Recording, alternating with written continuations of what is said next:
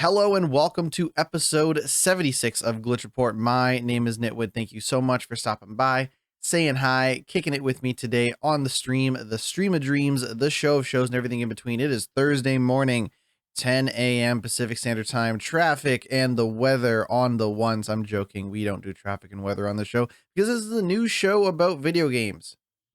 Yeah, that's what we're going to call it. A new show about video games.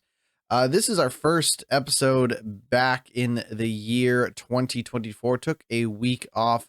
Thank you so much for checking out the Game Awards. Not the Game Awards that Jeff Keighley does, but my Game Awards of 2023 show that is up on YouTube, on Spotify, Apple Podcasts, wherever you get your podcasts. All that stuff is available for you if that is your thing. Thank you for making those episodes a success.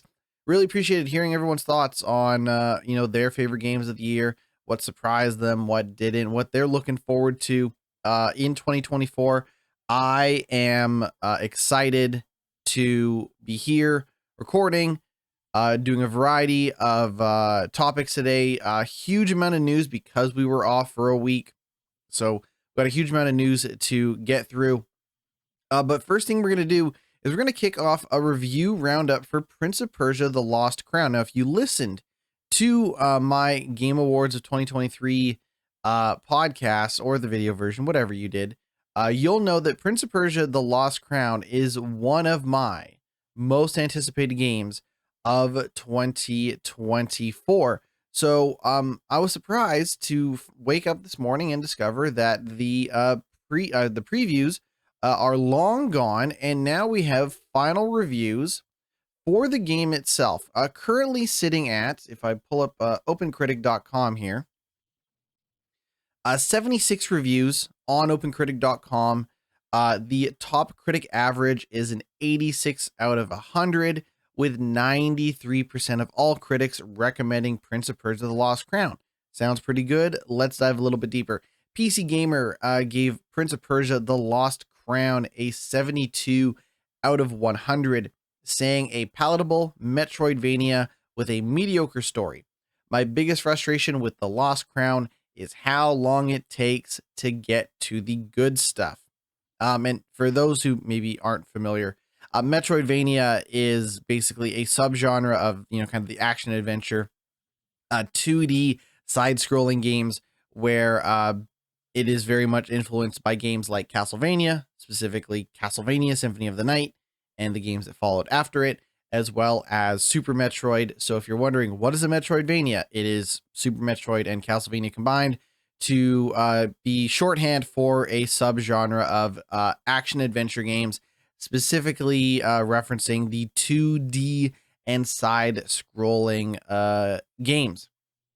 With that said, IGN giving it an 8 out of 10, saying, returning to a 2D perspective lets Prince of Persia: The Lost Crown perfect its controls and combat while capturing everything that was great about the heyday of the series. As you may remember, Prince of Persia, primarily known, or at least for the longest time, for being a 2D side-scrolling game, though in the PS2 era, and to some extent also, I would say PS2 and PS3 era, Prince of Persia switched to a 3D kind of action adventure, God of War-esque, Devil May Cry-esque sort of game, while not necessarily being known for that Metroidvania style of 2D.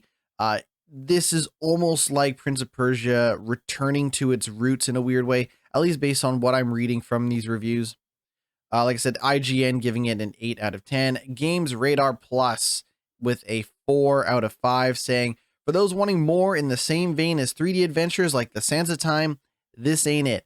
But it is a return to relative form for a series whose last mainline outing landed 14 years ago. It's just disappointing that this very good game was held back from true greatness. GameSpot, 9 out of 10. Prince of Persia boldly reinvents itself as a Metroidvania, and it feels like it has found its new home.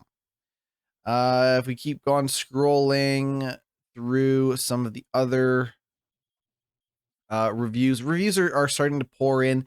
I believe those were kind of coming out at 9 a.m.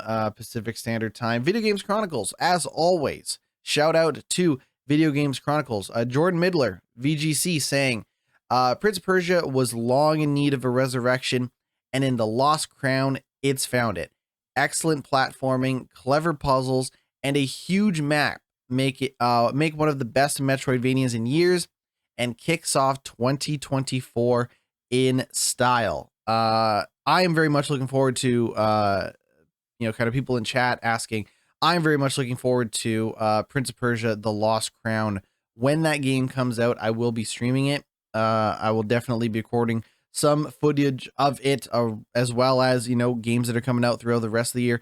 I'm going to try my best, before we get too deep into the show, kind of a New Year's resolution-esque situation here where I'd like to do a better job of doing a little bit more streaming when I get the opportunity, doing a little bit more, capturing of footage of new games as they come out, things like that. So when Prince of Persia: The Lost Crown is out, as soon as I can get my grubby little hands on it, I will do just that.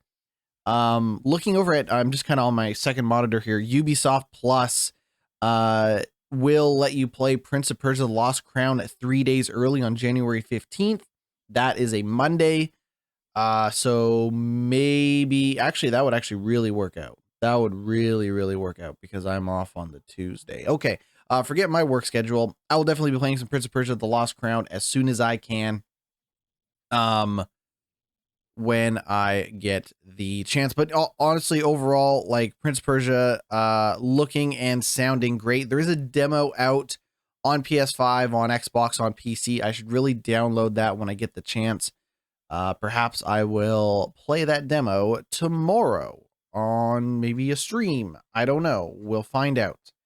But that is kind of going to do it for the Prince of Persia: The Lost Crown reviews. Reviews continuing to pour in from various sites, but from the sites that I've heard of anyways, people seem to be pretty happy with that game. I am very much looking forward to it. Now that we've kind of gotten that out of the way, let's get to all the different news stories for this week. If you thought, so if we go back to, when I kind of did the 2023, Game of the Year awards, there wasn't a lot of talk about the struggles and the hardship that the video game industry has faced over the last year and more. It feels like every week on the show, when we do the news, we are talking about the game industry as it relates to things like, layoffs and shutting down of studios and things like that. And if you thought 2024 was going to be any different than 2023, I have some bad news for you, because looking here, Unity. You might remember Unity as having a terrible year in 2023, just a god awful year in 2023, specifically as relates to them finding new ways to charge their customers money for, the development and installation of games.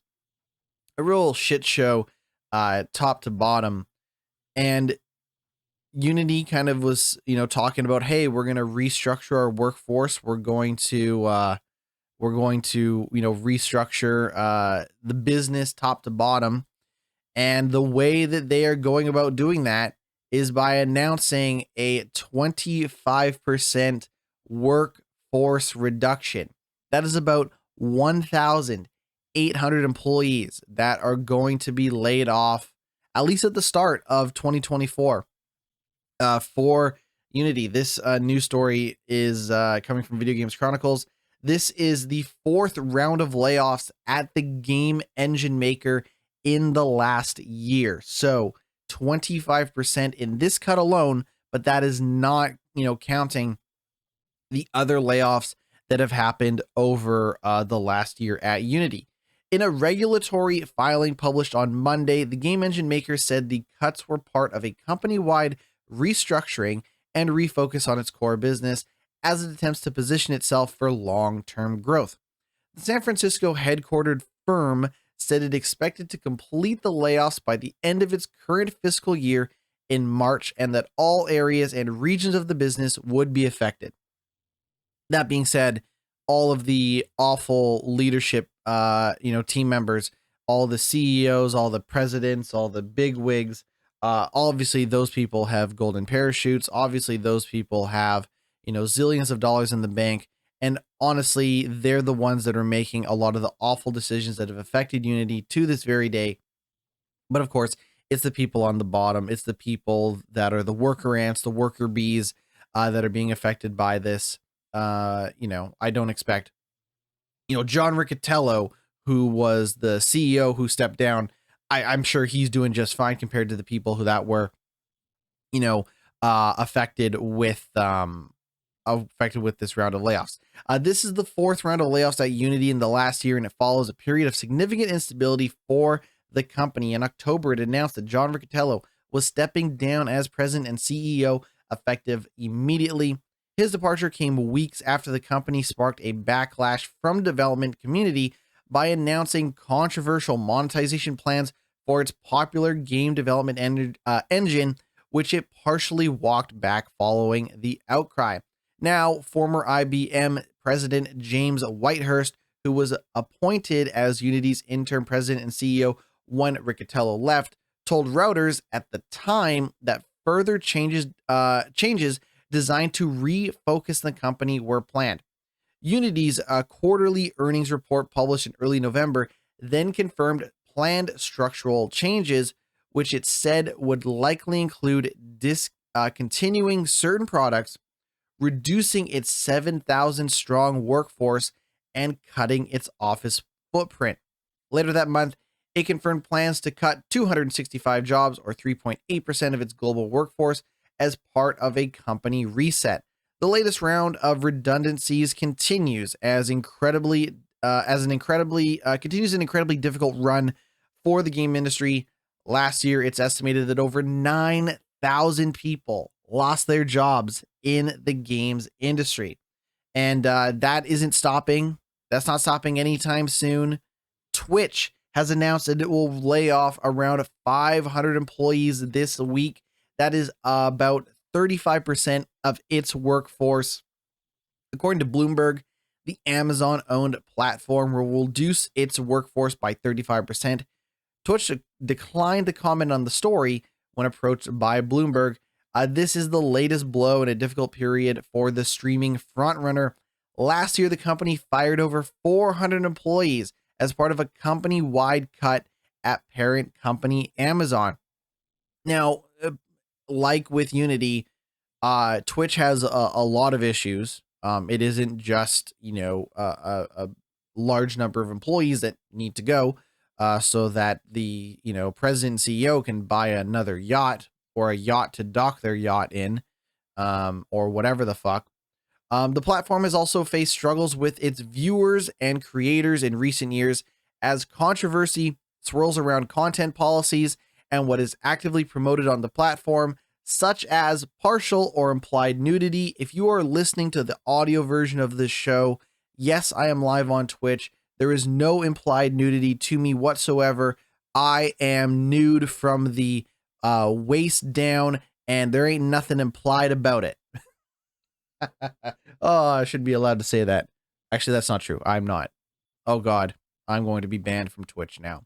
But that's okay, because that coincides with rival streaming platform Kick offering massive deals to some of Twitch's highest viewed creators. I am not one of Twitch's highest viewed creators, but maybe by the end of 2024, I will be. But there's more to this. In December, the company announced plans to end service in South Korea in a move that Twitch owed to skyrocketing ISP fees, which are far higher in South Korea than in other territories in which Twitch operates. After a tough 2023, job losses in the video game sector have continued in 2024. Going back to what we were saying, Unity announced plans to lay off its employees as well. This is a big news story. This is a big news story, and unfortunately, I think it's a big news story for the wrong reasons. Because the rumor of this happening is filled with controversy, and it really shouldn't be controversial. In fact, I would argue that this is a good thing for the video game industry if this were to happen, and if this were to be the start of something bigger. Sea of Thieves. Rumors going around that Sea of Thieves could be releasing on PlayStation and Switch. Now, Sea of Thieves, if you don't know, is the first-person pirate simulator on Xbox and PC made by Microsoft and Rare. Wait a minute. Are you telling me that a game made by Microsoft could potentially be coming to PlayStation and Switch? Well, in fairness, it's not the only Microsoft game that has made its way to PlayStation and Switch. Minecraft, made by the good folks at Microsoft, on PlayStation. Ori and the Blind Forest, another Microsoft game, on Switch. So, for a very long time now, Microsoft has very slowly, gently dipped its toe into the world of third-party games publishing, right? Taking their games and putting them out on other platforms. So why does it seem so controversial? Because you have a bunch of fucking fanboys. And fanboys are always going to be the problem, right? One of the problems with the video game industry in general is that too many of the biggest fans, the biggest champions of this industry, are fucking embarrassing, fucking obnoxious. Because the problem that they kind of have stirred up is the idea that Microsoft would be abandoning their hard, their die-in-the-wool fans or something like that, right? You have these die-hard Xbox fans that feel like they would be, punished, that they are being let down by Microsoft over the potential to, have PlayStation gamers, play something like Sea of Thieves. No, like, I don't get it. I don't get what the problem would be if Sea of Thieves were to come to PlayStation. I haven't even fucking played Sea of Thieves. I don't give a shit about Sea of Thieves. Hey, you know what? Maybe I should check out Sea of Thieves. In fairness, I've never played it. Maybe I should check it out. But man, oh man, if people want to play it on their PlayStation, if they can get that game running on Switch, I say more power to them. Fuck it. Do it. Do you think... Okay, well, actually, I know the answer to this, but just hear me out. Do you think PlayStation fans are like rioting in the streets, turning over cop cars, throwing TVs through store windows because Horizon Forbidden West is coming to PC with the potential to look and play graphically better than the PS5 version? Do you think there are PlayStation fans, storming the US Capitol over the possibility that PC gamers might get to play Horizon Forbidden West and the Burning Shores expansion? Well, the answer is yes, because there are unreasonable people on both sides. But also, we're talking about both sides like it's a fucking like political debate. Holy shit. Oh my God. So here's the thing. I think if Microsoft is going to commit to putting games like Sea of Thieves on PlayStation and Switch, they need to go all the way with it. They need to go balls deep, as some people say. I want to see Forza Motorsport, Forza Horizon, Halo Infinite, Redfall. I mean, fuck it. If we're going to go balls deep, we need to go all the way. I want to see those games on PlayStation. Maybe Microsoft can't get Game Pass on PlayStation.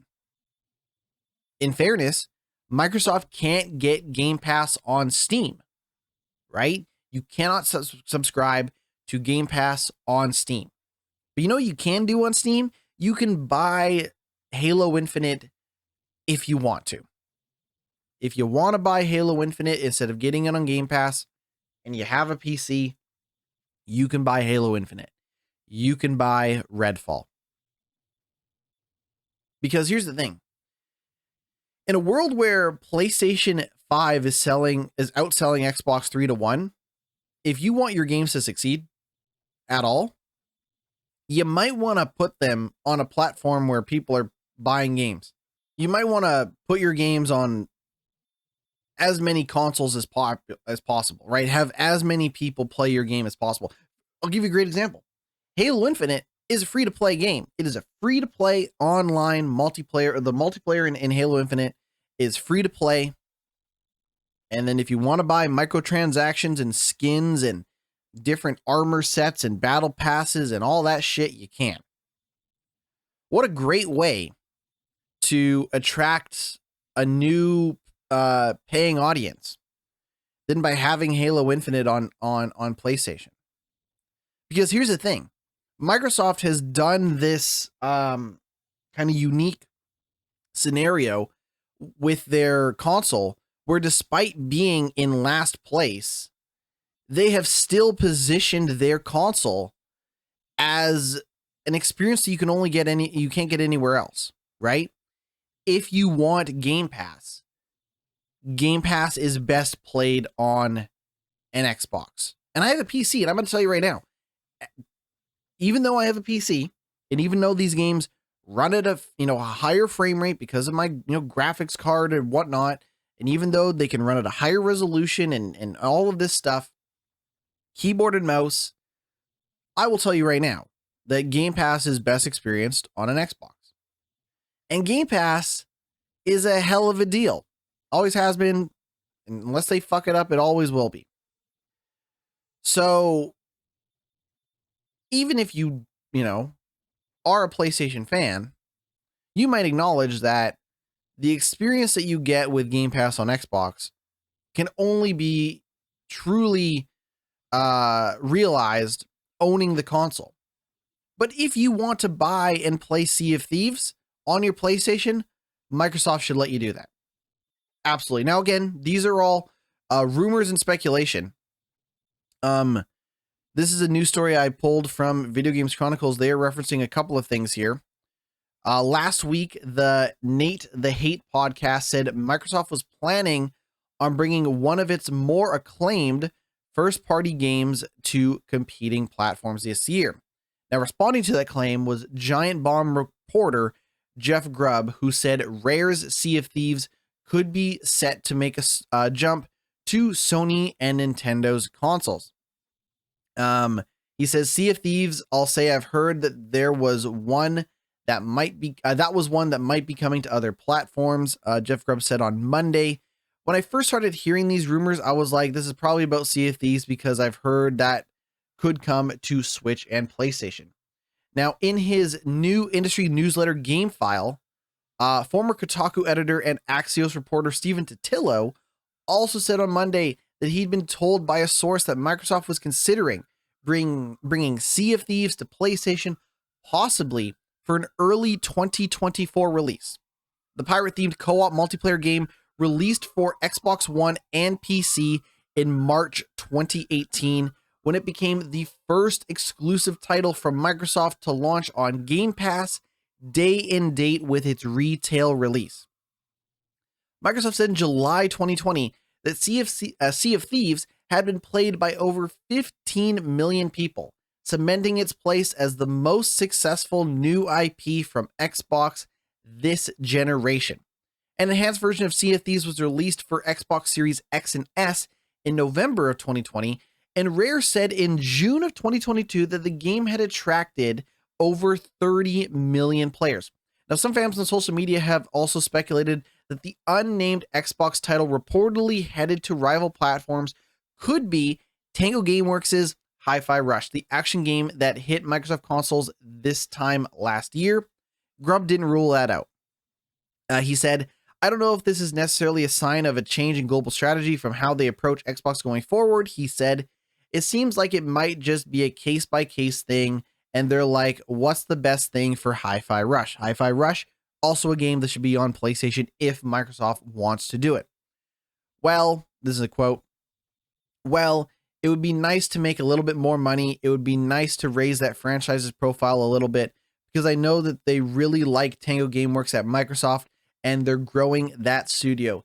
These things are true and have been told to me that came out in the wake of Hi-Fi Rush. And then at the same time, Hi-Fi Rush could have made more money. They would have loved if this game straight up made more money than it did. Again, this is Jeff Grubb. Of course, it was on Game Pass and they were happy with it. They're definitely happy with that studio. I think they're like, what can we do to juice Tango Gameworks? What can we do to raise the profile of Hi-Fi Rush? And I think this is a card they're willing to play sometimes. But again, my thing is, go all the way. I'm not saying you need to put everything on PlayStation on the same day, but even if they had 3 to 5 games from Xbox on PlayStation by the end of this year, that could be the start of something. And I still think that the Game Pass experience on Xbox is a good enough of a reason to buy an Xbox console if that is your thing. Because I seriously doubt that Game Pass will ever come to PlayStation and Nintendo and Nintendo's consoles for that matter. I seriously doubt it. If it did, it would probably be a hell of a lot more expensive. This is just my suspicion. Probably a hell of a lot more expensive. And Sony would probably be dictating what, Plus looks like in a world, PlayStation Plus looks like in a world where you can get Game Pass on your PlayStation. This is what I suspect. But I know that people would go out and buy Hi-Fi Rush if it was on, PlayStation. I know people would go buy Forza Horizon 5 if it was on PlayStation. People would check out Halo, maybe the free-to-play multiplayer, whatever. Right? Like, the thing is that people are interested in Microsoft's games for the most part. Like, say what you will about the success of the Xbox this generation and the sales numbers. People know about Xbox. People know about Starfield. People know about Gears of War. They know this stuff. But they already bought a PlayStation 5. And if they're going to buy a console, it would probably be a PlayStation 5. So Microsoft has a wonderful opportunity to get people into their games. Maybe they sell the console the next time around, right? Think about this. Oh man, I've been playing Sea of Thieves on my PlayStation. I love it. Oh man, you mean to tell me they're going to make a new Sea of Thieves and I don't have to buy it when it comes out because it'll be on Game Pass for free when it comes out on the next Xbox console? Man, maybe I should make the switch. Or maybe I should be a 2-console household. Like for me, my kind of thought process with this generation was I'm going to be a PC guy and I'm going to be a Nintendo Switch guy. That was my thing, right? Because enough of the PlayStation games would make their way to PC eventually in time. And I would get all the Xbox stuff already. So really the only thing I was really missing out on was some of the Nintendo stuff. And in honesty, I maybe kind of fell off the Nintendo Switch to some extent. But that won't probably stop me from buying the Nintendo Switch 2 whenever it comes out.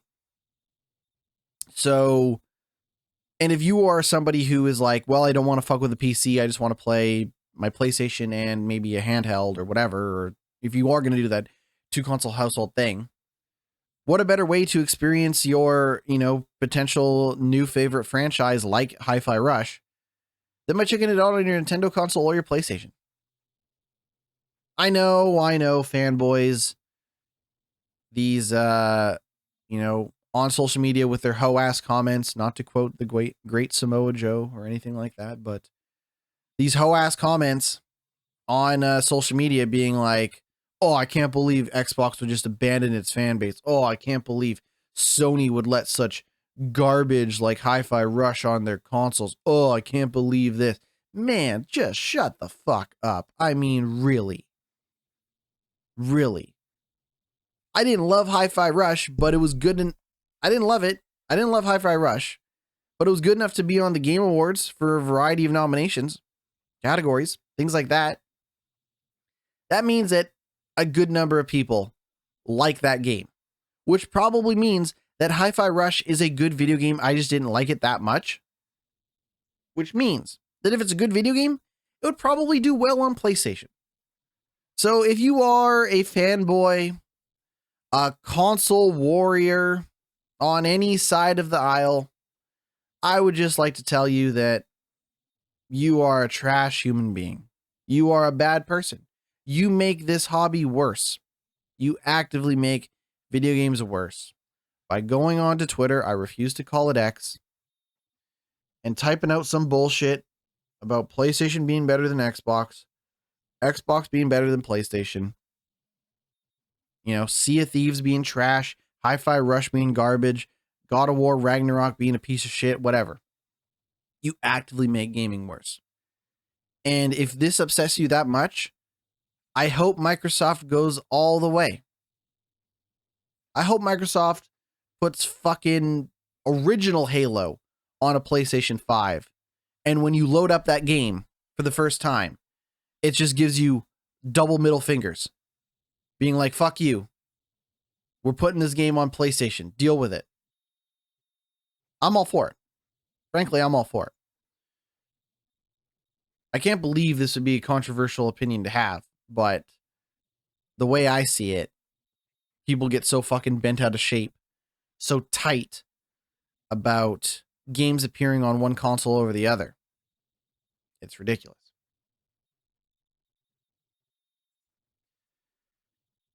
Let's move on. Let's move on from that, if we may. Forza Motorsport actually made it onto some of my nomination categories or my award categories for my Game of the Year 2023 awards. But it's not a perfect game. I, in some sense, have tried to defend that game. On some sense, I've tried to be like, it is what it is. And maybe they'll fix the issues with it. Maybe they won't. Turn 10, the developers working on Forza Motorsport have addressed a variety of complaints, including the progression system, the AI, and race regulations. The studio has discussed changes planned for the coming months. And it really pains me to read this news story because, well, you'll see why in a moment. In a message co-signed by the game director and creative director and executive producer for Forza Motorsport, the studio said it has taken on board feedback about car progression, race regulations, and AI driving behavior. And before we go any further, I just want to say, those are the three things about Forza Motorsport that they said was going to be good when the game came out. For me, I understand that they don't want you to unlock every last engine, every last, spoiler, every fucking whatever on your car in one race. They want you to spend time with this car, right? I personally don't find the grind that bad because I have enjoyed the core racing. However, I enjoyed the core racing even though things like race regulation and AI driving behavior are pretty fucking wonky. So this is why I say that I feel like I am defending this game sometimes. I enjoyed getting my Lamborghini Countach to level 50. Will I do that with every single car? I don't know, but I know there are some cars that I'm like level 30 something, 20 something ish. So I'm getting there with some of these other cars. So I just want to say out of the gate that the three main things that they were kind of promising with Forza Motorsport has been so negatively received by the community, myself included to some extent, that here we are. They said, "We know that the progression system in Forza Motorsport is a divisive topic among our players. It is clear from looking at feedback that while many of our players are enjoying the system as is, for many, it isn't delivering the upgrade experience they expected from Forza Motorsport. While it's said addressing this feedback is, quote, a top priority for the team going into 2024, It will take some time to properly evaluate options, make the necessary code changes, and thoroughly test those code changes. The studio also said it's aware that race regulations aren't always working as they should. Examples include players receiving inconsistent or unfair penalties related to intentional and accidental collisions. I can tell you for a fact that I have received penalties, like time penalties, when it wasn't my fault, and I have received no penalties when it absolutely was my fault, like T-boning motherfuckers off the corner of a turn, and I receive no penalties. But somebody else, some AI driver, will bump my ass off the road, and I get a penalty, or they don't get a penalty. Like it is definitely inconsistent. They said it's important that we capture all the data that we can about a race when FRR rules happen in error. So over the next few months, we'll be working with some long-time competitive Forza Motorsport players to gather direct telemetry for them while they're playing. To which I say that's great, but competitive Forza Motorsport players aren't like the entirety of your Forza audience. You have casual people who may or may not lean more into intentional collisions or accidental collisions, right? You'd like to think that if you're some fucking esports motorsport player, that you're not going to be going for those intentional collisions, and you're going to do all that you can to avoid accidental collisions because you're doing this seriously. They will be, this is another quote, they will be capturing these instances and feeding data to our team so that we can use tweaks to make FRR more accurate and reliable. We appreciate your patience as we work on improving the system. Players have also complained about AI driving behavior, including abrupt braking and slowing down, cars not accelerating out of exits, and drivers following racing lines too closely. Quote, we understand how important it is to have fair and competitive AI in motorsport, and our top priorities in early 2024 are addressing overly aggressive AI while also getting a cleaner race start into turn one, where many of these issues above most severely manifest and impact players. And I'll tell you right now, turn one of any motorsport race is a fucking harrowing experience. Like, that is some Blues Brothers type shit at the start of any race in Forza Motorsport. Holy shit. And like, listen, people are trying to be like, oh, Forza Motorsport is a simulation. Oh, Forza Motorsport is actually an arcade racing game. It's like in between. It's not serious enough. It's too serious, whatever. But in a world where they just talked about the rules of motorsport in terms of accidental and intentional collisions, the start of a motorsport race, turn one, looking like a scene out of Blues Brothers with cars just smashing into each other, is ridiculous. So then, like, me as a player, I'm sitting there being like, well, do I play with the rules turned off because I don't know if I'm going to get destroyed by literally destroyed by these cars going into turn one? Or are they going to bump into me and then I get a penalty and then I'm like off, I'm basically off my game from the very start. It is a weird thing. I have enjoyed Forza Motorsport and I look forward to playing more of it.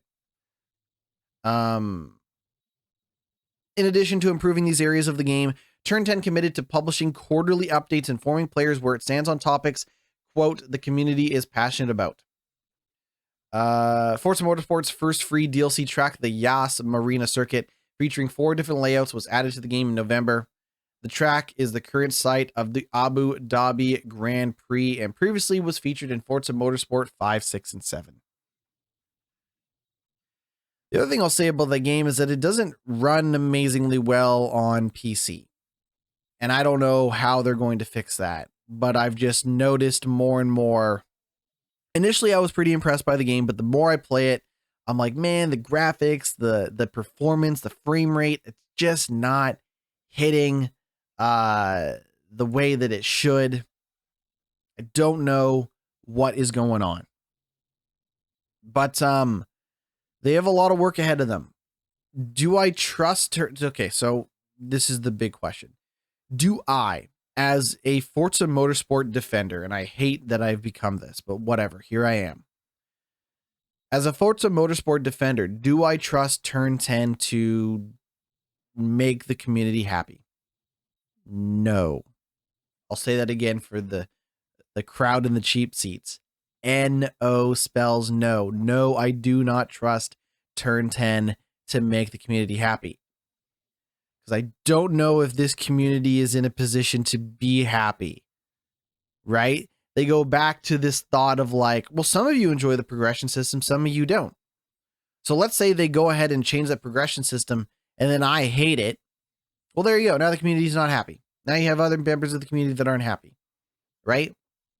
Things like, the rules and the AI, I think is something that we can all agree is bad. But I don't know if we can all agree on the progression system. And I think a lot of us could agree on some of the technical issues with the game surrounding the PC version. So will they make 100% of the community 100% happy? No. And honestly, nobody does that. The Fortnite people don't make 100% of their community happy. The Dead by Daylight people do not. Right? Call of Duty, whatever. The Gran Turismo fan base is not 100% of them are not 100% happy. Straight up. But there seems like kind of an uphill battle with Forza Motorsport that I was not expecting to see them go through. But here we are, and they have to put out a fucking, it's not an apology, but it's a we hear you, we know you're not happy type message. And, going back to the thought process of, hey, they should put more Xbox games on PlayStation. Maybe they should start with Forza Horizon 5 until they get Forza Motorsport in a better place. We also have some other Xbox news really, really quickly. January 18th, Xbox and Bethesda Developer Direct event is confirmed. It will include looks at Indiana Jones, Avowed, Hellblade, and Aura History Untold. That is beginning 12 p.m. Pacific Standard Time. It will provide fans with an inside look at a selection of highly anticipated games coming to Xbox Series X and S, PC, and Game Pass. The presentation won't include any updates on Activision Blizzard games in Microsoft's words. However, it will feature the kind of a blurb here. We'll quickly do this and then we'll move on to another news story. So Indiana Jones, Machine Games, the award-winning studio behind the recent Wolfenstein series, will reveal their upcoming Indiana Jones game, an action-adventure that puts players in the leather jacket of the legendary archaeologist. Developer Direct will showcase more than 10 minutes of game and developer insights, including details about the game's setting and story, how fans will actually play as Indy, additional details from his next globe-trotting adventure, and the premiere of the first gameplay trailer. Rumors are that Indiana Jones might be a first-person game, but we will find out. Avowed, the team at Obsidian will share the first deep dive into the gameplay experience fans can expect from Avowed, their upcoming fantasy action RPG set in the fantastical, vibrant, living lands. Learn more about how Obsidian's expertise in building worlds with deep themes, dynamic gameplay, and thoughtfully reactivity come to life in Avowed, where players will have agency to make choices that to shape every step of their adventure. Aura History Untold. Hear from the leads at Oxide Games, a studio founded by veterans of the strategy genre and the creators behind classic strategy titles including Civilization 5, as they unveil exclusive new gameplay and share more details about the inspiration, key features, and road ahead for their upcoming historical grand strategy game. And finally, Senua's Saga Hellblade 2. Ninja Theory take us behind the scenes at their studio in Cambridge to give us more insight to how they're crafting Senua's Saga Hellblade 2. The team will speak to the ambition and meticulous care involved in creating Senua's journey of survival. Shortly after Developer Direct finishes, ZeniMax Online Studios will host a standalone Elder Scrolls Online presentation at 1 p.m. That again is on January 18th. Still waiting to find out when the next Sony State of Play is. Still waiting to find out when the next Nintendo Direct is. All right. We got a whole lot more news. We're going to take a quick break. Stick around. Glitch Report 8 going nowhere. Welcome back to the podcast. We got some real quick news we're just going to blast through right here, right now. It looks like Alone in the Dark, the new Nightmare is coming to the PlayStation Plus Classics library. There has been a leak surrounding Indiana Jones, the Indiana Jones game, claiming that the title of the game is Indiana Jones and the Great Circle. And that there is a V2 version of the PS5's DualSense controller with improved battery life that has been listed by retailers. I saw that on Best Buy Canada's website, so your mileage may vary, but there is a V2 version of the PS5's DualSense controller floating around out there for the same price, but it includes a charging dock and better battery life. All right. There's a whole lot more news. This is what I get for taking a week off. Video game actors speak out after union announces AI voice deal. So SAG-AFTRA was in talks with gaming companies and things like that, and the union members feel like they were a little screwed by their union. The Screen Actors Guild, American Federation of Television and Radio Radio Artists, has announced a new deal which it claims will protect actors from unauthorized AI replications of their voice. However, the deal has been made with AI firm Replica Studios, and has divided video game actors as the controversial topic of AI replication in the world of performance comes to a head. According to SAG-AFTRA, the deal will, quote, enable Replica to engage SAG-AFTRA members under a fair, ethical agreement to safely create and license a digital replica of their voice. Licensed voices can be used in video game development and other interactive media projects from pre-production to final release. The deal reportedly includes minimum terms and the requirement for performers to consent to use their voice for AI. However, several prominent video game voice actors were quick to respond on Twitter, specifically to a portion of the statement which claims the deal was approved by, quote, affected members of the union's voiceover performer community. Apex Legends voice actor Erika Ishii wrote, approved by who exactly? Was any of the, quote, affected members who signed off on this a working voice actor? Starfield, Deus Ex, and Assassin's Creed actor Elias Toufeis, Toufexis, my apologies for butchering the name, echoed these concerns, writing, I would humbly consider myself one of the top voice actors working in games. No one asked me about this. No one reached out for my opinion. Xander Mobus, best known for his role as the voice of the announcer in Smash Bros, wrote, fucking who? Did any of y'all approve this? I didn't get told we were voting on this. SAG leadership, please, I'm begging you, stop showing your ass and do something to keep us working. You know, your job, you ain't licensors. You are a labor union. The hell y'all doing? I don't think that's how Xander Mobus sounds, but I tried. In a statement to IGN, Duncan Crabtree, Ireland National Executive Director and Chief Negotiator for SAG-AFTRA, said, our AI deal with Replica Studios is an important step in ensuring the ethical application of these technologies in a way that ensures the use of members' voices occurs only with informed consent and fair compensation. This is a deal that covers one company with regard to the development of video games. This does not impact our IMA negotiations. Rather, it sets a model for our industry, building on these terms approved by 80% of our members just a month ago, and we hope to see more companies adopting agreements like this one. In November, SAG-AFTRA approved a strike order following a vote of 98.32% from union members. The strike never transpired, but this deal could lay foundation for more action in the US's voice acting labor union. So what happened? They wanted to be protected. This is what I think happened.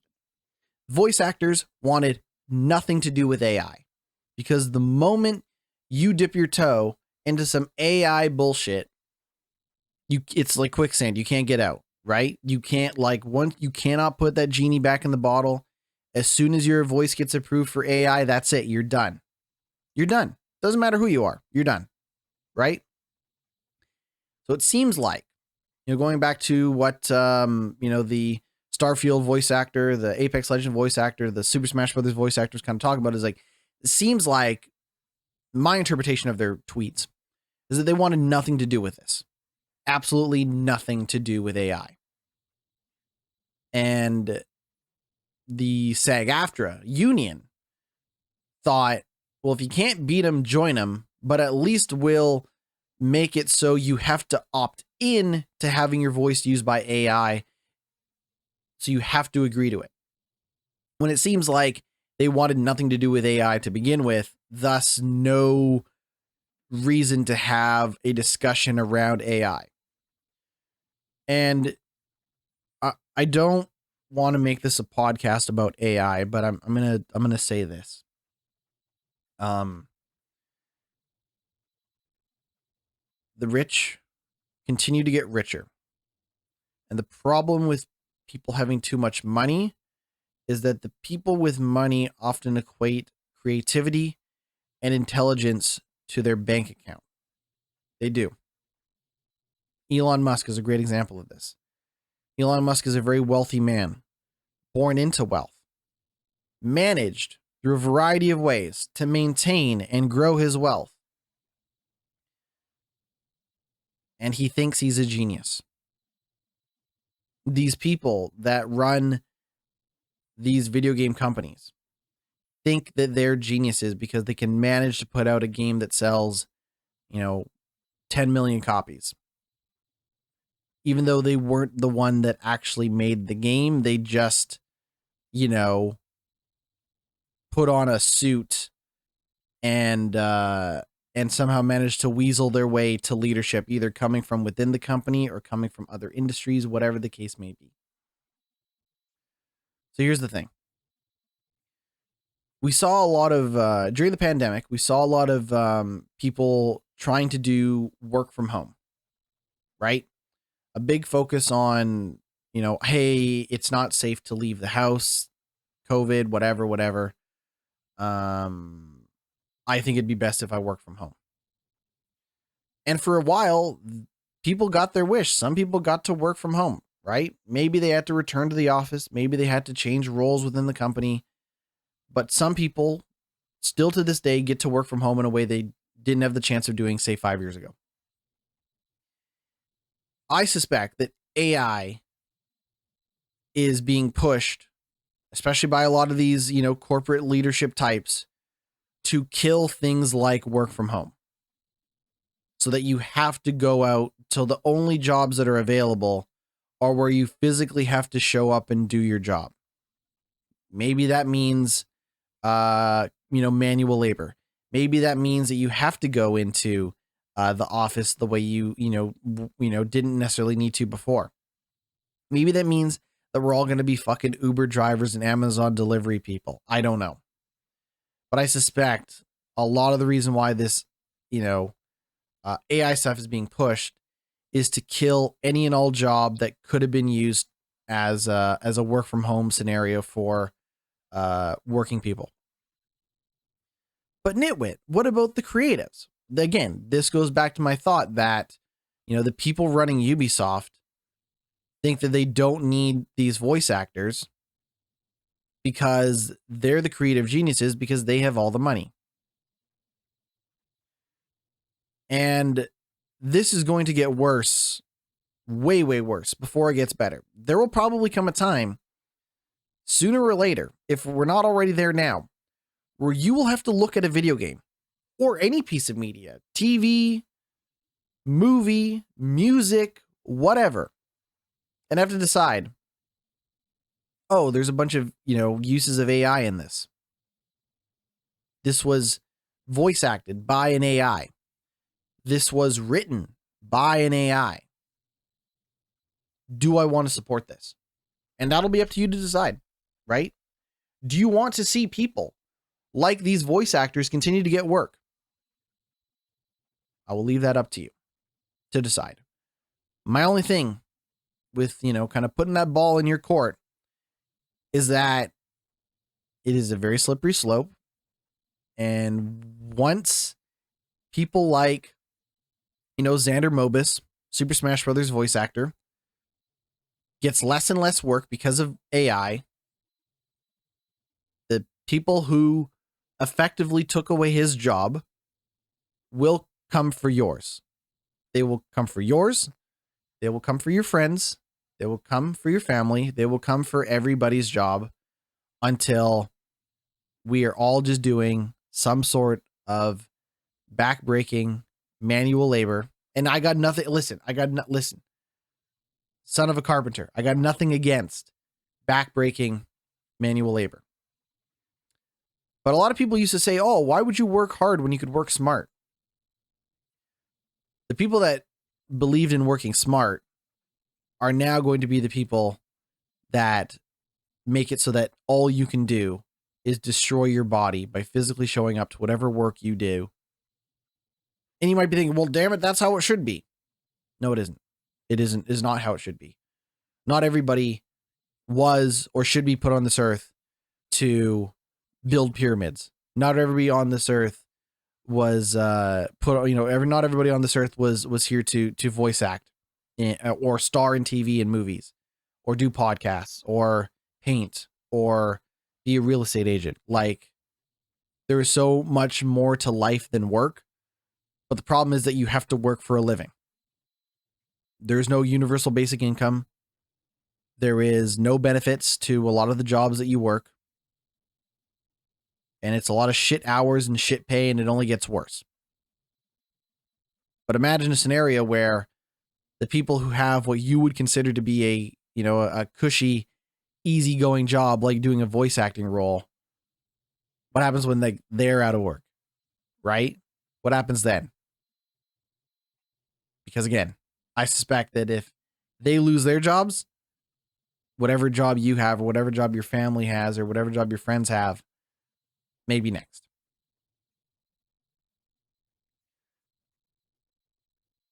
Hey, good news.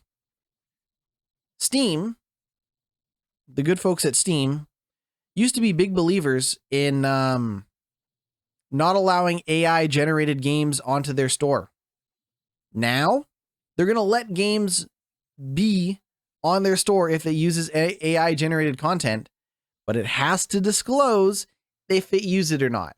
So Steam, taking a hands-off, laissez-faire approach and just putting out an honor system for AI generated content. Now, users will be able to report content that they believe flouts Valve's rules. So here's what you need to know. Valve has published new guidelines for developers looking to release games on the platform, including new rules regarding the use of AI-generated content, specifically targeting copyright infringing material. Also, I know that I kind of ended that AI conversation short. There's a lot more to it, but we do have to move on. Quote, we are updating the content survey that developers fill out when submitting to Steam. The survey now includes a new AI disclosure section where you'll need to describe how you are using AI in the development and execution of your game. As part of those guidelines, Valve says it will separate AI use into two broad categories. Here are the two categories. Pre-generated. So pre-generated means any kind of content, art, code, sound, etc., created with the help of AI tools during development. Under the Steam distribution agreement, you promise Valve that your game will not include illegal or infringing content and that your game will be consistent with your marketing materials. In our pre-release review, we will evaluate the output of AI-generated content in your game the same way we evaluate all non-AI content, including a check that your game meets those promises. And then there's live generated. Any kind of content created with the help of AI tools that while the game is running. In addition to following the same rules as pre-generated AI content, this comes with additional requirements in the content survey You'll need to tell us what kind of guardrails you're putting on your AI to ensure it's not generating illegal content. Valve says it will use this disclose as much as it can on Steam pages, allowing players to make informed purchasing decisions when it comes to content that may use AI. I think they had a typo in this news story. Players will be able to report content that they believe goes against Valve's policies. Quote, using the in-game overlay, players can easily submit a report when they encounter content they believe should have been caught by appropriate guardrails on AI generation. Now you might be thinking, so what? So what? AI could potentially help game developers make better games quicker, easier. But that's not what's really going to happen, because it always gets worse. Art always gets worse. And I'm not saying, oh man, art was so much better back when, fucking Vincent van Gogh was painting post-impressionism in the 1800s. Like, no. I'm not saying technology actively tries to make it worse. I'm saying that AI will most likely result in worse art as the years go along. And I'll tell you why.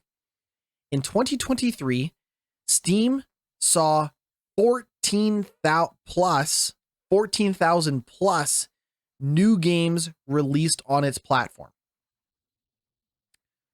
How many of those games do you think were good? 14,000 games. 14,000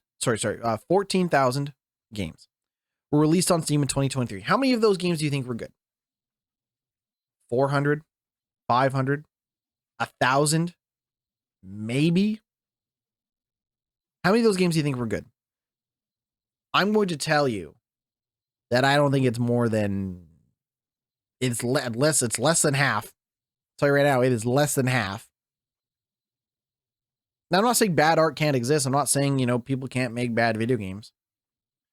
But in a scenario where you can just use AI to slap together some half-assed piece of shit, I suspect that number is probably going to double in 2024. 14,000 last year, I suspect double this year, which means that it's going to be harder for good games, your artisanal, handcrafted games, to rise above the signal to noise ratio will be out of this world. It's already, I have talked about this with friends and family. The PlayStation Store is a fucking nightmare. The Steam Store is a nightmare. The Nintendo Store is a nightmare. Finding good games in this digital storefront landscape is a disaster.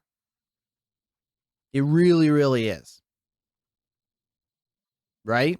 I'm not even necessarily worried about the next Prince of Persia game having a bunch of bullshit AI in it. I'm saying that I might not be able to find my next favorite indie game because there's so many other, AI regurgitated shitty pieces of garbage that are taking up listings on the PlayStation Store to the point where I don't know what is real and what isn't. But there you go. As of the time of this recording, as of the time of this writing, which was as of the 4th of January, 80 games had already been released on Steam. I am imagining that number is now triple. I'm not going to go look. But hey, a lot of games came to Steam in 2023. And I suspect with the help of AI, that will probably get even bigger. Real quick news story. Metal Gear Solid Delta, that is the Metal Gear Solid 3 Snake Eater remake, and the Silent Hill 2 remake are supposed to be coming out this year according to PlayStation, though neither game has a firm release date. Other quick news story, Alan Wake is coming to Dead by Daylight. Show me the champion of light and I will show you the herald of darkness. Alan Wake is coming on January 30th to Dead by Daylight. He is styled in his appearance. He's basically styled the way he looks in Alan Wake 2. let's see here. There's going to be new voice lines from Alan Wake for Dead by Daylight. And yeah, that's it. I don't care about Dead by Daylight. Also, I don't mean to like use this as an insult, but Dead by Daylight is Fortnite for horror fans. It really, really is when you think about it. Chucky, Ghostface, Michael Myers, Freddy Krueger, the guy from Saw, Hellraiser, Pinhead. That shit is just Fortnite for horror fans. The only difference is I think Dead by Daylight's not a very good game, but that's no disrespect. It's just not. I did not enjoy that type of multiplayer. It is not my thing. I really wish I did because I'd probably spend a bunch of money to play as Alan Wake and, you know, Michael Myers and all of that stuff. But anyways, for those of you that are interested in Dead by Daylight, Alan Wake is coming to Dead by Daylight at the end of this year, or sorry, end of this month, excuse me. Sam Barlow's Immortality is going to be coming to PlayStation 5 this month. Immortality is one of my favorite games of 2022. An absolutely incredible adventure game. That was number 2 on my list in 2022. That game was unbelievable. Originally released on PC and Xbox Series X and S and mobile, Immortality tells the story of vanished actress Marissa Marcel. Let's see here. It lets players, quote, use the cinematic ability to teleport from scene to scene to explore a treasure trove of newly unearthed footage from the 3 lost films of Marissa Marcel and traverse decades of movie history. That is coming out on January 23rd for $20. I'm assuming that's US. Featuring new haptic and controller speaker features to bring to life the game's virtual moviola. So basically, Immortality is a FMV adventure game where you were trying to figure out what happened to Marissa Marcel. Marissa Marcel is an actress who made 3 movies over the course of her career and have mysteriously vanished. Where is she? You're going to find out. So the way that it works is the game kind of gives you like a pre-selected amount of scenes, right? These can be scenes without any context to them. So for example, you might see a behind the scenes interview that she is doing with the director of one of the movies where they're talking about the movie that they're making.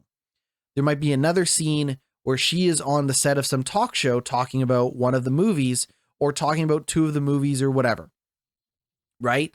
There might be a scene that is actually from the movie, but again, not in the context of the rest of the movie. Like you're not watching complete videos. You're grabbing scene by scene by scene from the movies, from her life, from scouting locations to, you know, wrap up parties to casting calls to all of that stuff. And what you can do in the game is you can pause the game and scan the environment for clues as to what might have happened.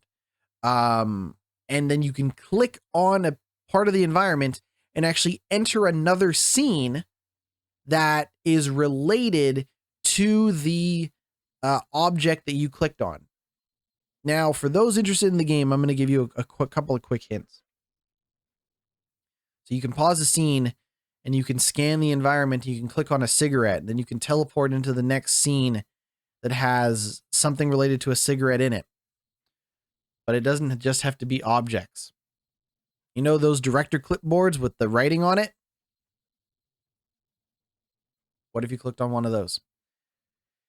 Anyways, it is a fantastic game. It tells a fucking crazy story. I was blown away by Immortality. I'm very excited to see that it's coming to PS5. More people should check out that game.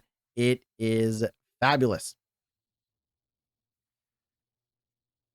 And then final news story, actually not the final news story. God, there's so many news stories to cover. And we haven't even talked about the games that I've been playing. Holy smokes. What an episode, folks. We are back. Star Wars Outlaws has been reportedly delayed, or at least Disney can't decide on a release date. Disney is only saying that it's coming out in 2024. Apparently, They had pushed it to late 2024, and then Disney lassoed it back to say it's not late 2024, it's just sometime in 2024. So for those of you interested in Ubisoft Massive's next title, that is the Star Wars open world Han Solo-esque simulator, that is coming still sometime in 2024. And then our final news story. So, I'm getting this from Video Games Chronicles. There are a bunch of news sites that did this. They're all with their own opinions, but the press got the chance to play a bunch of Rocksteady Suicide Squad Kill the Justice League. Got the chance to play it, and they got the chance to review it, and or at least review the preview the game, right? They got to talk about their opportunity to play the game in the short, unfinished state that it was in, right? When I played the game in the pre-alpha testing, I was not allowed to talk about it. So what I'm sharing with you today is a feature written by Video Games Chronicles about what they got to say about the game that they played that I got to play as well. Only difference is I can't talk about it. The headline reads, "A few hours with Rocksteady Suicide Squad isn't enough to convince." This is from Alan Wen, and I'm going to kind of summarize a lot of this stuff. Suicide Squad Killed the Justice League, as I'm told. This is all from Alan Wen. This is not legally, this is not my opinion on the game. Okay. Suicide Squad Killed the Justice League, as I'm told by Rocksteady representative, is part of the Arkham verse, but you wouldn't know just by looking at it. And after playing it for almost 4 hours, I'm not sure who would know it was from the same studio. I'm not sure you would know it was from the same studio behind the best superhero game trilogy ever. Coming almost a decade after release of Arkham Knight, it's perhaps no surprise that the London-based developer would be up for a change and even a subversive direction. After all, you're no longer playing a superhero, but rather a rogues quartet of supervillains and anti-heroes: Captain Boomerang, Deadshot, King Shark, and Harley Quinn. Only there's an even greater supervillain in the form of the extraterrestrial Brainiac, who's turned the city of Metropolis into an apocalyptic war zone, transforming its citizens into enhanced alien slaves, and even brainwashing the Justice League's finest to carry out its bidding. When I will say that from what they've showed in the game, not everybody from the Justice League has been brainwashed by Brainiac. I don't know if the story will eventually get to everybody, doing that or not. But yeah, let's see here.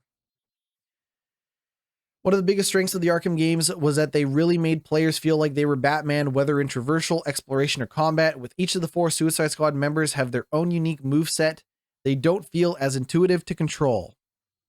And I can't agree or disagree on how it feels to control those characters.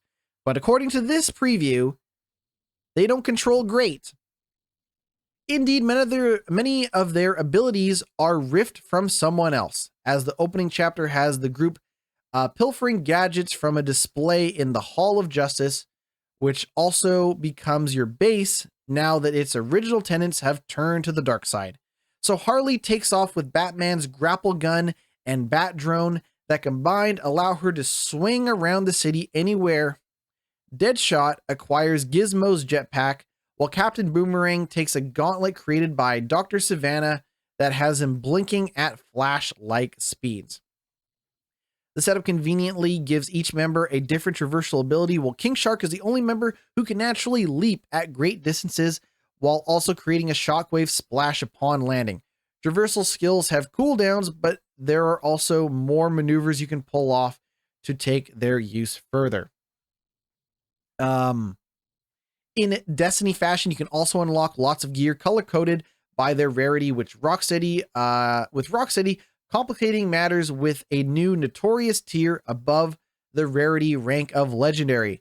Presumably, my hands-on was tailored so that we would be able to sample high-level goods earlier, because the newest tier can be unlocked through beating just an early story boss mission, which would surely be missing the point. The gunplay is by no means bad. Some enemy attacks can be encountered by aiming and then tapping the right bumper, but these tactics become trickier when other players are involved, as you might have been planning to shield harvest only for your targets to be blown away by someone else. Let's see here. There's no getting around that for Arkham fans. Suicide Squad is an entry in it. Suicide Squad is an entirely other beast, as a stark difference as it is being able to see the city in daylight. What? Suicide Squad is an entirely other beast, as stark a difference as it being able to see the city in daylight. Though you don't play in Gotham, you play in Metropolis. Regardless, being different from before doesn't mean that it's necessarily new, especially when it seems to be taking older ideas from both the open world action of Crackdown and the loot-based approach to gear like Marvel's Avengers. Yet as flawed as Crystal Dynamics' title was, it did at least deliver on the fantasy of playing as your favorite superheroes after breaking new ground for the superhero genre. Considering how Arkham-esque Spider-Man's combat is, it's sad to think that a decade later, Rocksteady is merely following others. So the idea being that there's not a lot of innovation, there's not a lot of flavor from the Arkham games in Rocksteady's Suicide Squad Kill the Justice League. I can neither confirm nor deny whether I agree with that, but I certainly read that article and then tried to summarize it for you to the best of my ability. We're going to take one more break. I know this podcast is running long. We're going to take one more break. When we come back, we're going to talk about Ratchet & Clank Rift Apart. We're going to talk about Sea of Stars. We're going to talk about Tales of Arise, and we're going to talk about Yakuza Kiwami 1, all games that I was playing during my week off. So stick around. Final break. We'll be right back. Welcome back to the podcast. We had a week off, and by we, I mean me. I played a lot of games in that time. The last game that I started in 2023 was Ratchet & Clank Rift Apart. That is the PC version of Ratchet & Clank Rift Apart. And man, oh man, what an amazing game. I actually played through that game twice. I didn't 100% everything, but I got pretty darn close, like 93-ish%, I want to say.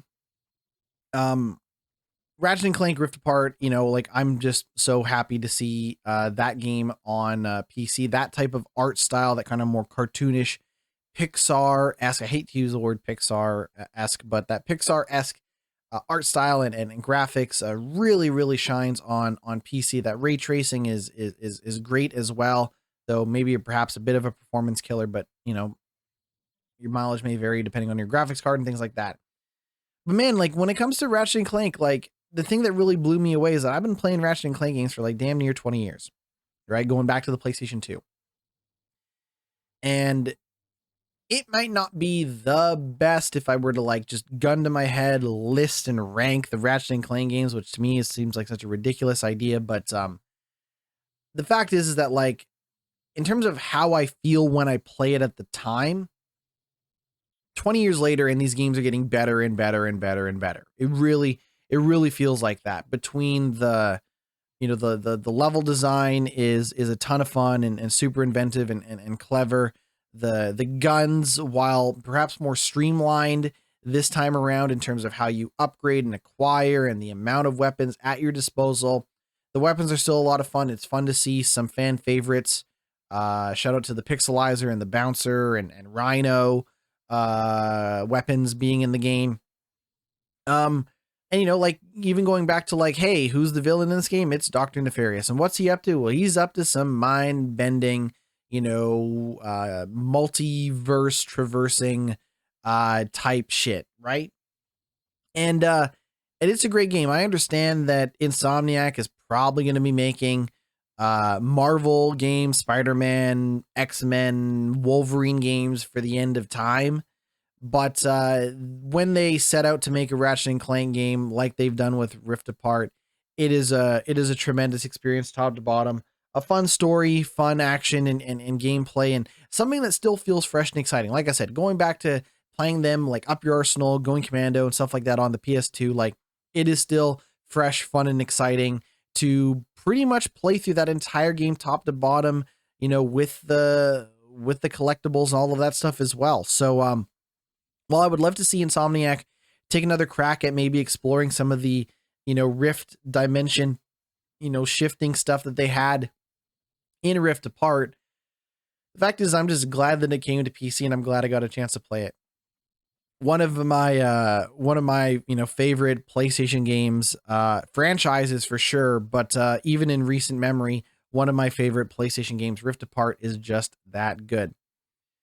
One of the games that appeared on my 2023 game I hope I get around to playing / didn't get a chance to play yet games was Sea of Stars. Now, Sea of Stars is a RPG very much inspired by that late 80s and 90s, early PlayStation, late Super Nintendo-esque JRPGs. Think something like Chrono Trigger and things like that. But the idea is that while it might retain a lot of the same art style and graphical fidelity as something like Chrono Trigger, it is very much trying to be a more modern interpretation of those RPGs while still paying a lot of homage to those, the nostalgia play for those types of games. Now, here's the thing, is I'm not necessarily super nostalgic for those types of RPGs, especially those types of RPGs from that era of gaming. But I heard really good things about Sea of Stars. I was very excited to check out Sea of Stars, nominated for, for Best RPG at the Game Awards and all of that stuff. I was looking forward to checking it out. And I think it makes a strong first impression in terms of the combat. The way that the combat works is it is turn-based, but you can time your button attacks to the animation of the character and actually do follow-up attacks. So you hit attack, you choose this character, and as your character's winding up for the swing of their sword or whatever, if you time that extra button press, they'll do an extra attack. So it's almost this like semi-real time, but not quite sort of gameplay. So it means that you're not just staring, waiting for your turn to come. You are actively thinking about when to time your attack for a follow-up attack and things like that. And in that sense, I think it's pretty neat. It makes the combat feel a little more lively than just, taking your turn and waiting to attack and follow-up attacks and things like that. The story, however, I don't think is particularly interesting. You kind of got these two characters that grow up to become, train under these wizards or whatever to become magic users. They're there to defend the world. And, you do your training and you go out on your big adventure.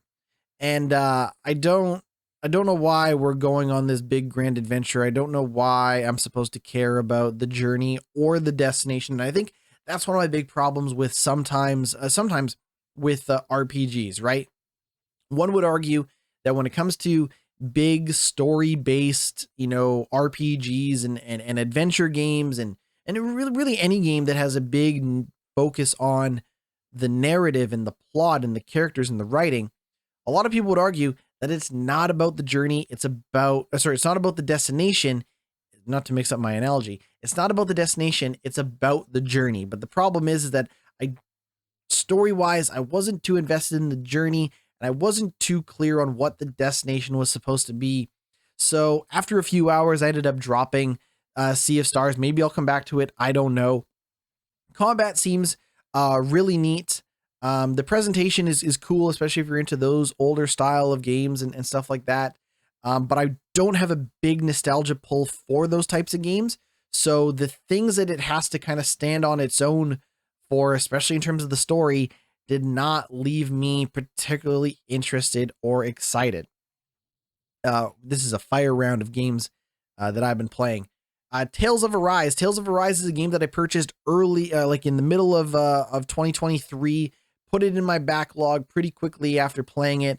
I had a friend of mine be like, GnittWitt, if you like the Tales games, if you're looking for a JRPG that is a very modern interpretation of JRPGs, very action-oriented, gameplay, busting out combos and quickly firing off spells and abilities and all that stuff, you should check out Tales of Arise. And I think the thing is with Tales of Arise, again, a strong first impression in terms of, kind of the world that they present and the story of like, oh, you're like, part of this enslaved people that are, kind of, trying to break the chains of oppression, but the maybe the allies that you have that are also trying to break the chains of oppression might be the oppressors themselves, and some of the stuff that's going on with that storyline. It's neat. It's interesting. I found myself at least maybe not fully understanding why things were happening and what the process for the setup of the premise was. I did find myself interested, and I thought that combat was really cool. The problem I had with Tales of Arise is that in the combat mechanic is every time you defeat an enemy, you earn experience. And if you defeat enough enemies, you earn enough experience, you can level up. Makes sense, right? And when you level up, you could unlock new abilities and power-ups and, customize your character and do all of that sort of stuff. The problem is that I found that you earned little to no experience fighting these enemies, which meant leveling up your character took forever. Now, it didn't necessarily feel like the game was super hard. You could adjust the difficulty. However, if you adjusted the difficulty, you earned less experience. So you leveled up slower than if you were playing on a harder difficulty. I was able, at least at the start of the game, to, spend some time in the early age stages of the game, just repeatedly fighting enemies, leveling up until I got fairly powerful. I switched it to a harder difficulty, and I found it to be a normal to maybe hard-ish experience, but I got through it. I looked at the DLC, the additional purchases that are available for this game, and I noticed that they were selling an experience doubler. You could just spend less time grinding and fighting enemies to level up your character. And instead just spend some money and you would just level up your character faster. Now that growth, they call it the growth boost pack, which is something that I get sent to my junk mail to enlarge other things. But that growth boost pass is about growth boost pack is about $7 on Steam. So if you want to give them $7, you can level up your character twice as fast in the game if you want. And I thought to myself, I'm not going to do that. I'll just grind out a little bit more and we'll go, right? So I kept fighting these enemies and progressing through the story, and I'd spend a little bit more time, going back to an older area, fighting more monsters. And I was like, man, this is kind of crazy. I would like to feel like a badass, powerful character, and I just don't feel like I'm getting there. So I said the pack was $7. During the Steam sale, it was 60% off. I think it was like 50 or 60% off. So I was like, all right, it's like less than $4. Okay, I'll buy it. I bought it. So I bought it. I'm a sucker. I bought the growth pack. I'm using it in the game, and I'm like, even at twice the speed of earning this experience, this does not feel like I'm leveling very fast. So I go to the Google and I type in Google and I go to the Google and I'm like, leveling up Tales of Arise, whatever. And I noticed that in some social media posts, these are older posts because the game's a few years old, but in some social media posts, I noticed that people are talking about how the game has a curve to the level, which means that the only way that you can level up is continuing to progress through the story instead of spending time in older areas fighting monsters for as long as you want.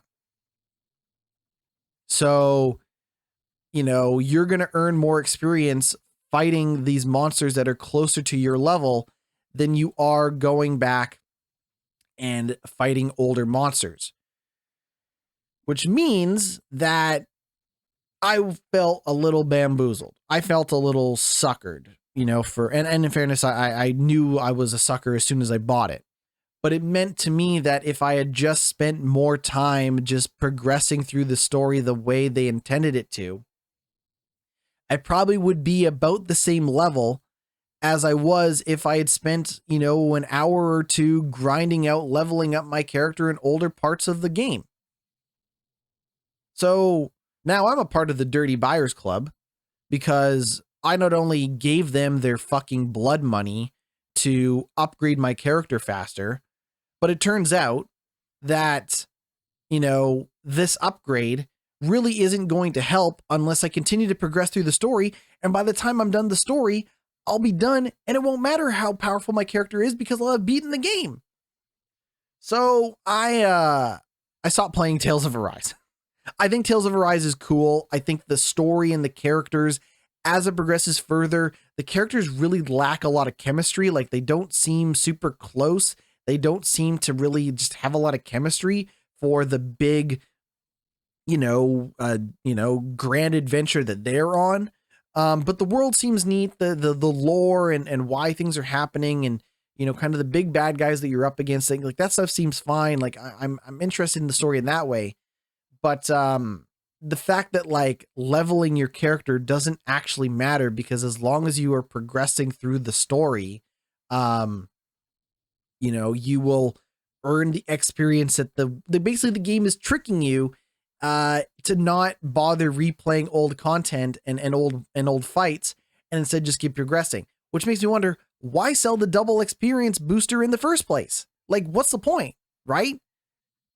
But again, maybe it's the idea that, like, if you're going to play the game on a harder difficulty, you're going to, wish that you had spent a little bit more time getting up some levels, things like that. I couldn't quite tell you. Tales of Arise seems neat. And if we're talking about Sea of Stars and Tales of Arise, of the games I've recently dropped, I think Tales of Arise is the one that I would go back to. But I was really disappointed in the talk about, people complaining about the character and car progression in something like Forza Motorsport. I was pretty flabbergasted at the progression in something like Tales of Arise, because it's slow unless you just play through the story and don't go back to old fights. It's slightly less slower if you buy the multiplayer, the 2x multiplier. Really baffling stuff. Really kind of cheapens the experience a little bit. But honestly, and maybe this just goes to show you how much I did like Tales of Arise when I was playing it, it hasn't cheapened the experience enough for me to completely abandon that game for now. But I did abandon it temporarily. The game that I have been spent my most time playing, Yakuza Kiwami 1, Like a Dragon, touched for the very first time. No, Yakuza Kiwami 1 is the remake of Yakuza 1, which is originally a PS2 game. And you can see pretty clearly that this is a remake of a PS2 game. It looks okay in some spots for sure.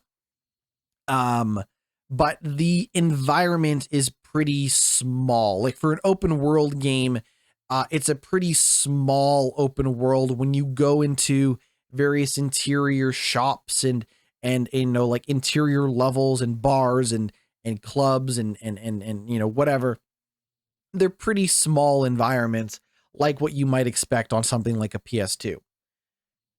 But you know what? It doesn't matter. I'll tell you why it doesn't matter. Because Yakuza Kiwami 1 is fucking good. It is a badass game. It has its faults. It has its shortcomings. But I don't care about any of that stuff, because I want to suplex motherfuckers in the street. That's what I want to do in that game all the time. I want to be out there fighting, beating up gangsters and other, low lifes. I just want to fight. And when I'm not fighting, I want to hear all about the crazy stories around these characters. The writing in Yakuza Kiwami 1. And I'm assuming this follows the rest of the Yakuza games. This is my assumption, considering they've made like 10 of them. The writing in Yakuza Kiwami 1 is really good. It does not take long to get you thrust into the wacky and wild world of Japanese organized crime, and it is a ton of fun. The characters are some real over the top dudes. You are looking at a lot of just grimacing, menacing, angry, tatted up Yakuza guys that are just some goddamn lunatics. You're like, these guys are bad dudes. You play as Kiryu. There's some interesting stuff around, him being in and out of the Yakuza game in a variety of different ways. But like I said, I'm a few hours in. I'm like maybe 4 hours in, and that story is just fantastic. That both the side stories around, like I found a side story where these people are running like a fake harassment accusation, scam, like where you bump into a lady in the streets and she's like, you harassed me, you did all this stuff. And then this guy comes over and he wants to beat you up, and then you beat him up, and then she's like, you beat up basically it's a minor like side quest, but you beat up this guy who's working with this woman to trick men into being blackmailed for harassment. You beat up this woman's goon basically. And then she says, well, what if you and me ran this scam together? And then you're like, listen, lady, you're not going to scam me. You're not going to scam anybody. So quit scamming people with this fake harassment stuff. And there's some fun stories around that in the side story. But the main thrust of that Yakuza main plot is a lot of fun. For those who maybe don't know anything about Yakuza or the Like a Dragon stuff, the entire voice acting is in Japanese. So it is Japanese with English subtitles. But I don't know what they're saying. Like obviously if I'm reading it, I can see the subtitles, but I don't know what they're saying. But everybody seems to have really good voice acting. Like there's some real menacing, growling, just harsh sounding, messed up Yakuza characters that you are talking to in that game. The voice acting seems really good. Again, I don't know what they're saying. I don't know if it is any good because I don't know the Japanese language, but it sounds fitting. Like it sounds appropriate, right? And yes, it would be cool if you could get English, dubbed over the Japanese. But the fact is I think you would lose a certain je ne sais quoi. I think you'd lose a certain flavor by opting out of the Japanese voice acting, if that was even an option. So be prepared to read subtitles and the rest of the text in that game. All the text is in English, all the subtitles is in English, the menus are in English, like all that stuff is totally fine. But the voice acting is in Japanese, and I will say that while I was initially like, man, I'm stupid, I don't want to read, the voice acting has really grown on me to the point where I think it adds flavor to all of the characters. So while I'm not committed necessarily to playing through every last Yakuza game, I'm definitely curious to at least play through the rest of Yakuza Kiwami 1 and see how that goes. My thought process is if I beat 1, I'll play 2. And if I beat Yakuza Kiwami 2, I'll go back and play Yakuza 0. And then we'll see how that goes. There's also light RPG stuff in Yakuza Kiwami 1 in terms of you fighting guys and you earn experience and you can level up your, again, abilities and stuff like that. And then of course you can explore the open world of the city, which is pretty small, but I really like it. Really, Yakuza Kiwami is a game where when I first started playing it, after like almost an hour or two, I was like, man, what have I been doing with my life not playing these games? A ton of fun, different than what I typically play, even when it comes to action, adventure games and action RPGs and stuff like that.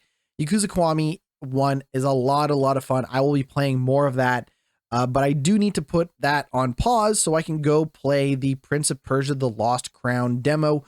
I'm going to try to stream some Lost Crown demo tomorrow. We'll also maybe kick off our God of War 2018 Let's Play. I do plan on getting through a wide variety of games in my backlog, Yakuza Kiwami 1 and Tales of Arise not being the exception. I want to stream myself playing God of War 2018.